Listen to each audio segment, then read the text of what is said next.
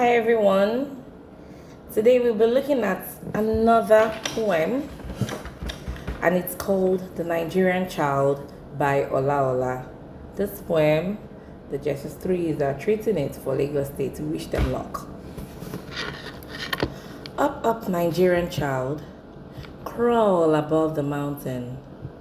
Be determined and stand on your feet. Face odds and surmount them. For life is a battlefield. Forget about the mystics rather, of our forebears. Be resilient. That your parents are villagers and brought you up from a dilapidated wall would become history when you are victorious. Interesting. Look up and see the greenish garbages that must not be wasted in the hands of the predators. Till the ground when the need be. Ensure the plants are viable so that nature will rejoice with you. I think that should be with you. Okay, so this poem, we are done with the poem, right? So this poem is actually a motivational piece. Thank you to Olla. It's addressed to strictly, purposeful to young Nigerians, especially those from humble backgrounds. When you look at your fingers, you just realize that they're not equal, right? Some people are Nepo babies, some are Lapo babies, Not everyone is a Nepo baby. Okay, a Nepo baby, it is a term for people who are very, very opportuned, people who are the extreme, they are very wealthy. The elites are called the Nepo babies. They don't have any outer of a struggling person. But Olla here is directing this poem to young Nigerians, those from humble backgrounds, challenging backgrounds.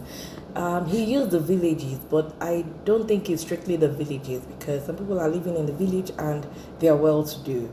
So let's look at that. I mean from dilapidated homes. Please pardon my voice, I've got a flu. So Olla encourages, uses this poem to encourage people from dilapidated homes. You can do it. It's not the fact that your parents were born poor or your parents are poor. You can break out of that cycle. You can really break out of that cycle. So this is the analysis of the poem from poor backgrounds, unhealthy backgrounds. Take a look. Guys, take a look. When we go home, when I was teaching this, I told my girls to have a reflection, my students to have a reflection. Sometimes when you're going home, whether you're in the bus or you're in your father's car, your parents' car, sometimes you see children of your ages hawking. They're trying to make ends meet. They're trying to help their parents. That's what the poem is all about. Those from dilapidated and challenging backgrounds, they have no one to take care of them. They're just answerable either to themselves or to their parents. It's just them. Unfortunately, I don't know if the government is doing anything to abate this, to curb this. So let's look at the themes. Number one theme is resilience and perseverance. The poetic person is encouraging us. Life is a battlefield. Should be resilient. It is a battlefield. Odds must be faced and overcome. So that's why we have repeated calls like up. Now, a quick question. Why do you think that when Nigerians travel overseas, they do very well? Because they are used to doing things by themselves. So when you now get there, you realize that there is a system that could help you. A system that can help you.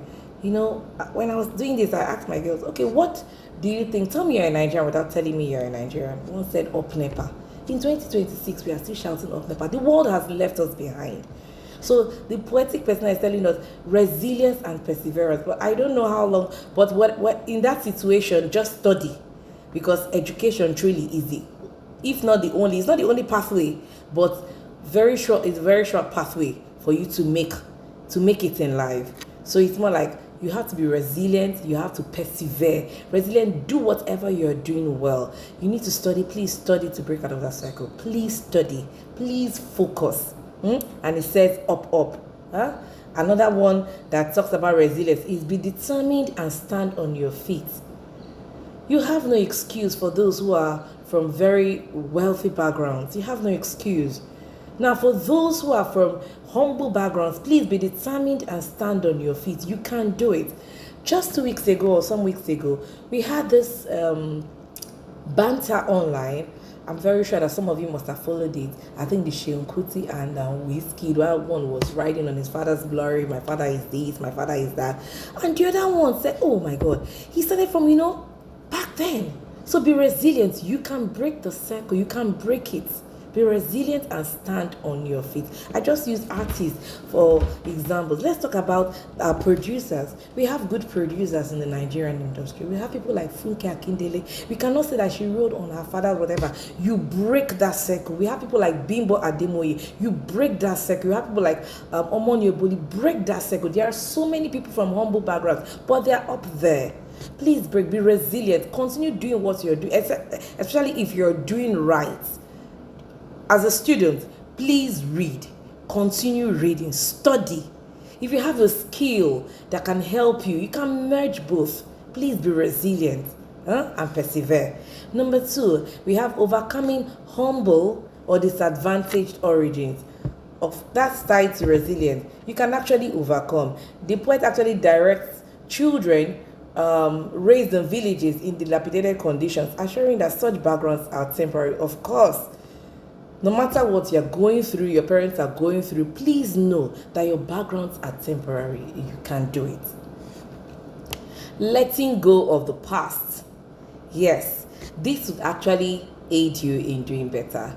The speaker urges us, you must let go of the mistakes of our forebears.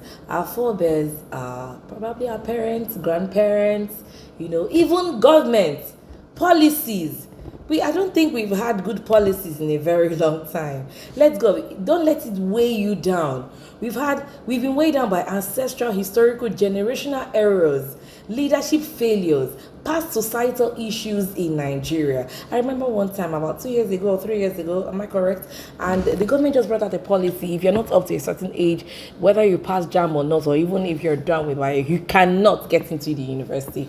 Hello, forget those mistakes. Just keep striving. Let go of whatever your parents didn't do right. Don't hold on to it. You can be more disciplined. You can do right. You can correct that thing. No blame games. Why are Nigerians excelling abroad? There are no blame games. Because you're already used to doing so many things the government can provide, as in basic amenities. When you're abroad, you're not thinking of carrying your power bank, you're not thinking of shutting up, you're not thinking of so many things. When the transformer is up or is blown, you're not thinking of, oh my God, when will it be brought back? You're not thinking of power grid, national grid collapsing how many times. You're not thinking about that. Forget the mistakes. But remember, whatever you're doing, please, you can put it back in the society. Whenever you gain ground, you can change the society for the better. So let's go of the mistakes. Don't say, oh, mommy, where were you when Dangote was making money? Where were you when I said, no, don't do that. Don't do that. Please, let go of the mistakes. Be disciplined.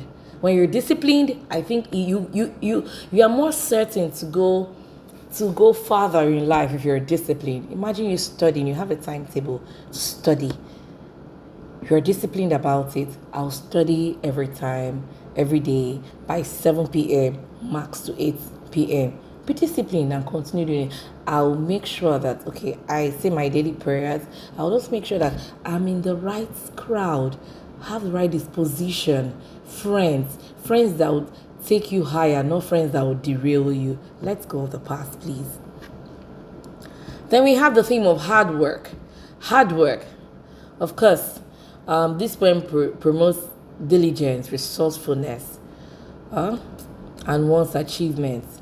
This reflects the themes of self-sufficiency, contributing to society, avoiding waste or exploitation in a challenging environment. So I would advise that you not only work hard, you work smart. I repeat, do not only work hard, please work smart and contribute to the society. Life is a battlefield. When you go out there, you're not just competing with fellow Nigerians. No, you're not competing with or Africans. You're competing with everyone. We're all humans. So please be hardworking.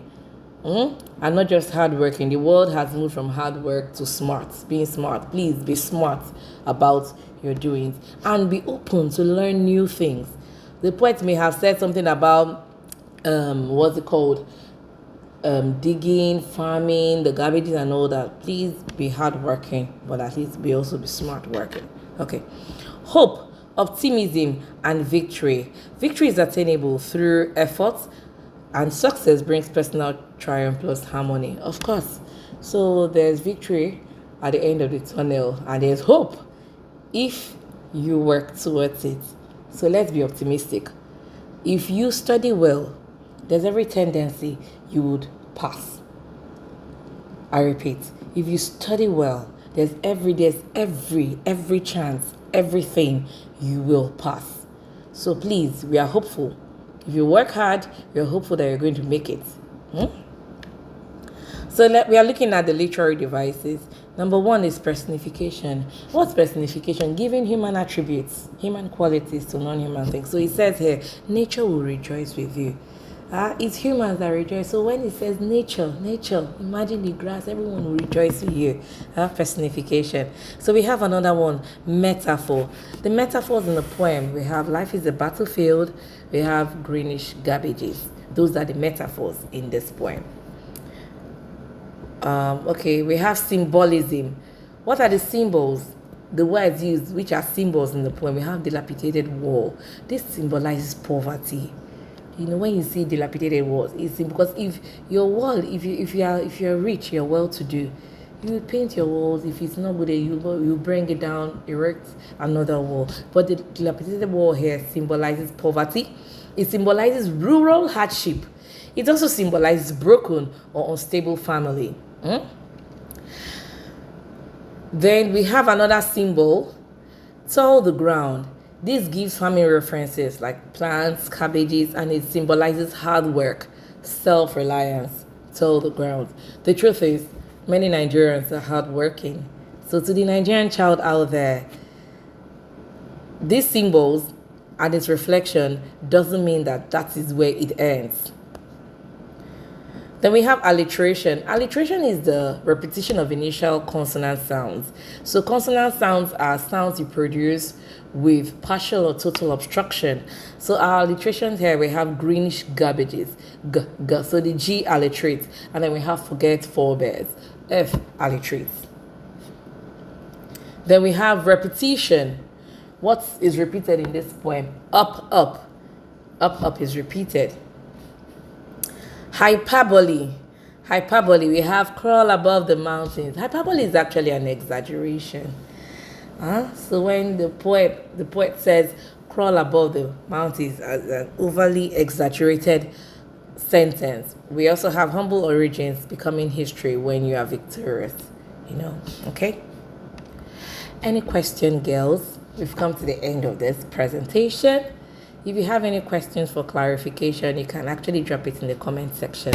Thank you very much, and bye-bye. Thank you for your attention once again. I hope to regain my voice with or without. We'll continue the teaching. Thank you very much for this. God bless you. Bye-bye.